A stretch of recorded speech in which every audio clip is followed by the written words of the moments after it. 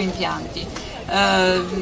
Diciamo che abbiamo avuto alterne vicende e ultimamente, però negli ultimi 10 anni eravamo riusciti insomma a prendere un buon ritmo. Siamo diventati più di 300 dipendenti, di cui 180 in Sardegna, con clienti importanti e con i conti quasi a posto. Cos'è successo? Che circa 2 anni e mezzo fa Saras ha deciso di concentrarsi sul suo core business, che è quello dell'energia, e quindi di venderci a una società che si chiama Solgenia, una società umbra, che noi avevamo potuto vedere, insomma, facendo delle semplici ricerche sul web, aveva già al suo attivo una serie di fallimenti, di società, acquisizioni un po' strane. Nonostante questo ci è stato detto che era il nostro marito ideale, è stata usata questa metafora, e invece insomma poi siamo stati rassicurati fino a un mese fa e recentemente è arrivata una lettera di licenziamento collettivo per 49 dipendenti. 49 dipendenti più ovviamente sono a rischio anche i tempi determinati, tutti sulla sede di Cagliari, che fra l'altro è quella più produttiva.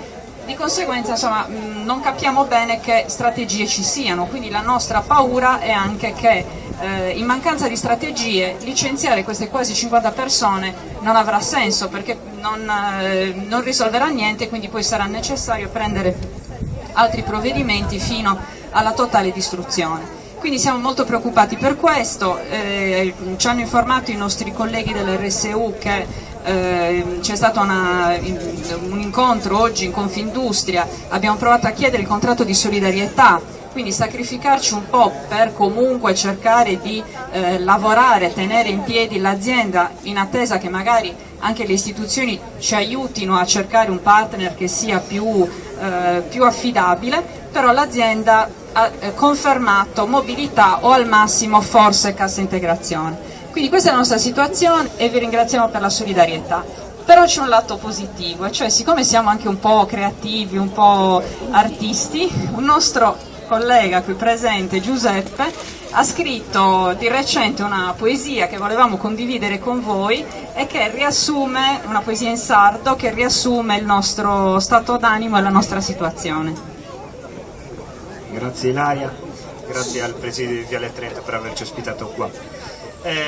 Una di queste noti insonni, a causa sia del caldo sia un po' dei pensieri, mi è venuta in testa un po' questa poesia, perché ogni tanto mi piace dilettarmi nello scrivere poesie in sardo. Quindi diciamo che Sarabu, che è il mio nome di battaglia, che è il soprannome di mio nonno, perché all'inizio del 1900 lui emigrò e andò in Tunisia per qualche anno, e al suo ritorno, quando tornò più povero di come era andato, lo chiamarono Sarabu. Allora, ho voluto fare in questa poesia una specie di parallelo tra la nostra azienda, tra Achela e la Costa Concordia, dato che è molto di attualità in questi giorni. Allora, il titolo è Achela Concordia.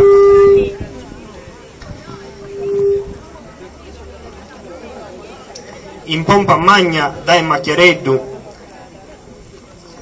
a sa conquista del mercato e nazione, ma nessuna specializzazione, professionalità de Nimos e Creveddu. Tutto andà bene e bella sparaulas, de fatturaos un numero su mannos, su mondo e su nostro in pagos annos. Cominciavo su tempo de salfaulas. Triballai e faghebo su mazzu, caso scosto su ni minimande. Comandante, semus affondande, ischettinu, torna su cazzo. Iscurta desatente duas aspenas, cade vericulu sono sa sirenas.